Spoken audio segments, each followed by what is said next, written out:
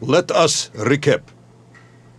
3 years ago, you were sent to the center of the Earth as part of a top-secret mission to ensure the delivery of Little Orpheus, an atomic-powered capsule. You promptly vanished until you casually wandered up to Molodiyozhnaya's station, 3 years later claiming to have saved the world but lost Little Orpheus in the process. Is this correct? Yes, General, it is, but... You are charged with many crimes against the state, including desertion, lying to a superior officer, and sedition.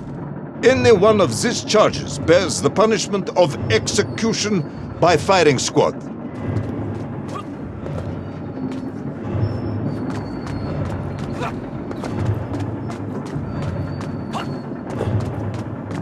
General, you must be reasonable. I did my best. It's all true, I swear. I swear upon the lives of my family. Oh, do you? Auntie Marcia and Uncle Vanya, the traveling tinker and the pig dentist, or perhaps Cousin Pavel, the criminal mastermind with the unhealthy taste for eggs. How stupid do you think I am, Comrade Devalov? Subdayu, it is all true. Maybe your toy maker, or was it watchmaker, father, who apparently taught you all he knew, despite being killed when you were less than 5 years old. I was a fast learner? You have precisely 1 minute to convince me not to summon the guards and have you shot on the spot. A minute?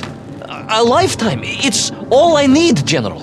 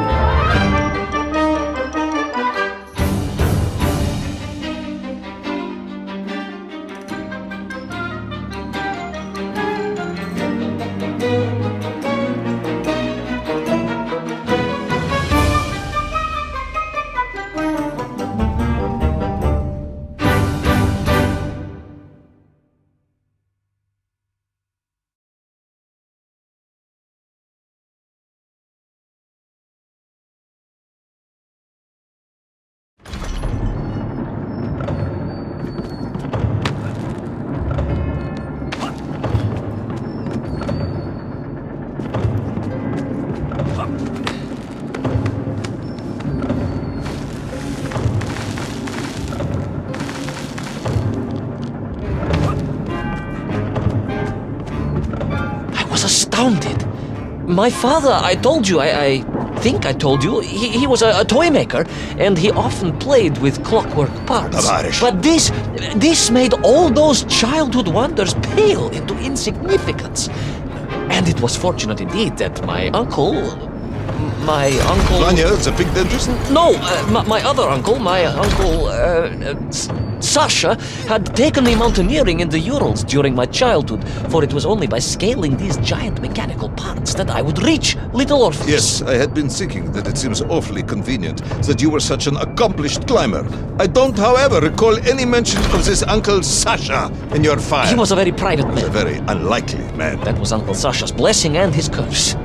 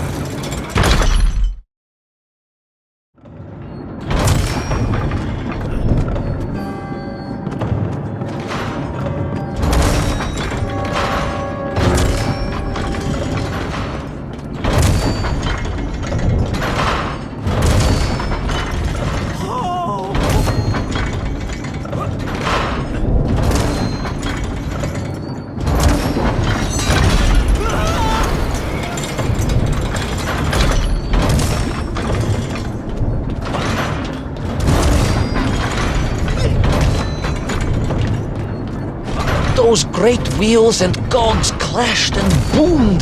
The vast hands of all time crunching forever and ever around. Ivan Ivanovich. Pendulums and springs and great big wheels and tiny little wheels. Tavarish Privalov, stop! Though at least the Myenk were not here, especially as they seemed to infest the world below the surface. Myenk everywhere. Myenk.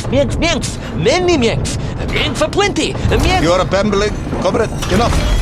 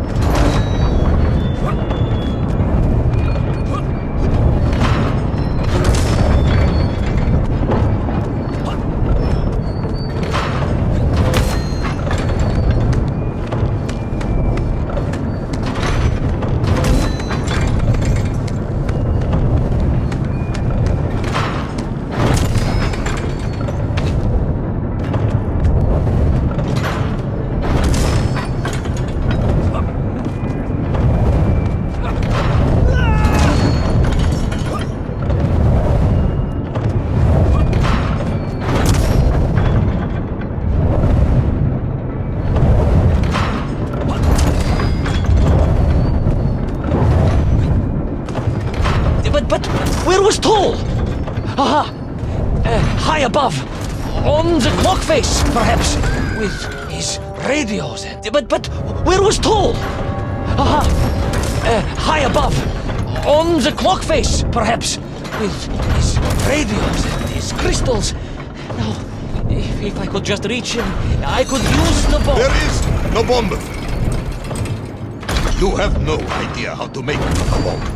You have no idea about how to do anything one might actually expect of a cosmonaut. The bomb? Ivan Ivanovich! General? Time is up.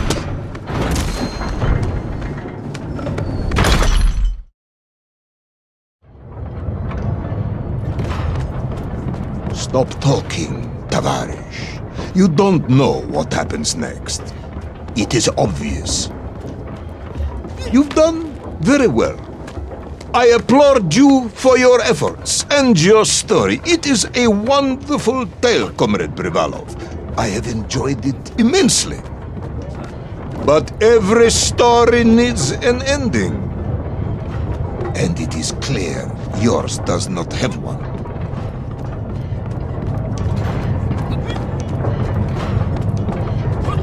Need more time. I think that even if I gave you all the time in the world, it would not be enough. No, General. I can do this. That is, I remember what happens next. I just need to catch my breath and compose myself. We both know how this story ends, comrade. But little Orpheus, you haven't heard what happened. We will find out soon enough. You will be executed, and another expedition will be sent. No, you cannot. You cannot. We must never go back. You don't understand. Make me, then. Make me understand. I am a kind man, although you may not believe this. I do not want to have you shot. So help me. Make me understand. Tell me what happened to little Orpheus.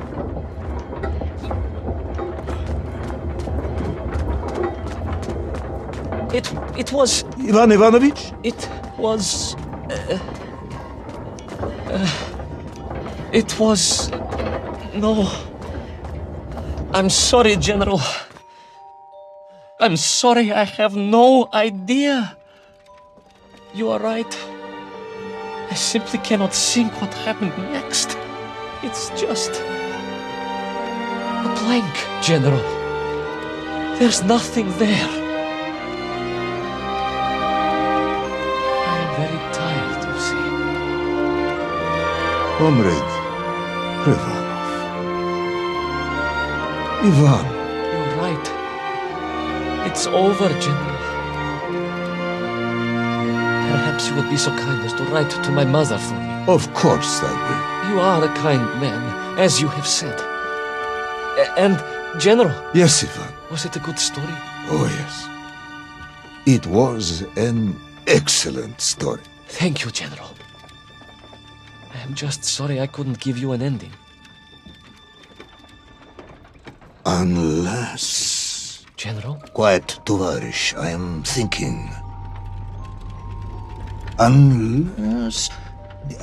I seem to remember that there were many problems with little Orpheus during production. General? Problems with the casing around the atomic battery. Concerns. Concerns, General? Yes, concerns. Unlikely though that might be. Yeah, it seems if I remember that it failed to secure properly. A sharp blow could spring the hatch and expose the fragile casing of the bomb to any would-be vandal. I'm not sure I follow you. A resourceful yet forgetful hero might, one would think, take advantage of that fact. But how, General? Where would I find something to strike it with? The son of a watchmaker would easily find something within a giant clock mechanism that resembled a hammer, surely. A hammer? Why, yes, General. I do remember now. I grasped the hammer-shaped thingamabob. Let's just agree it was a hammer, Ivan. Yes, of course. Let's do that. I recovered my senses, shook my head, and looked about me. In my distracted stupor, I had climbed further up the tower than I ever thought possible. In front of me was the clock face, and I gazed out through it at the sheer expanse of history. And I knew whatever happened next... happened next? The hand of destiny had fallen upon your shoulder. Yes! It had. And what an extraordinary hand it was.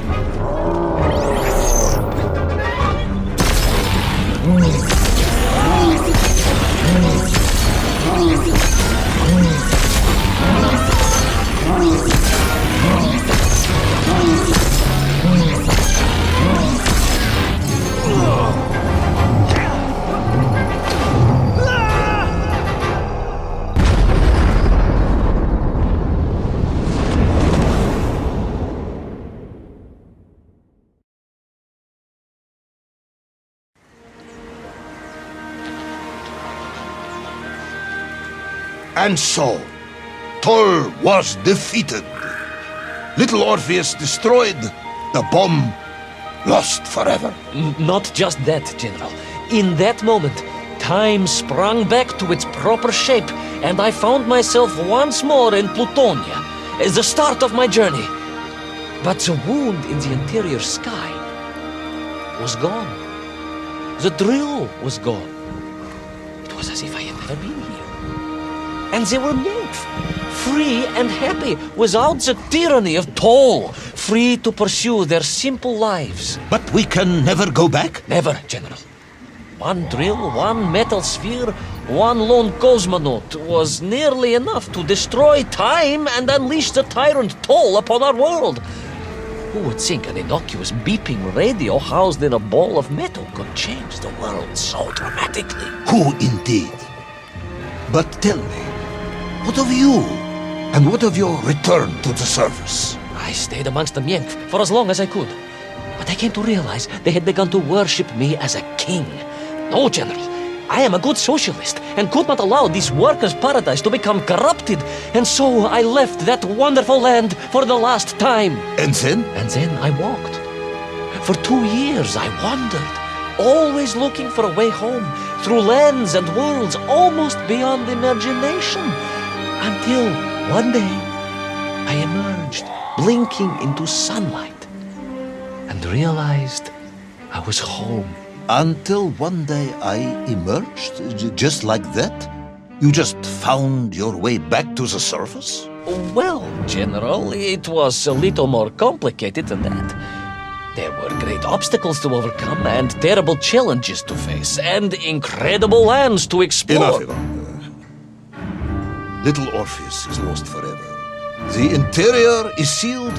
You have returned with a story of socialism, triumphing over incredible odds. It is, as I said, enough for one night.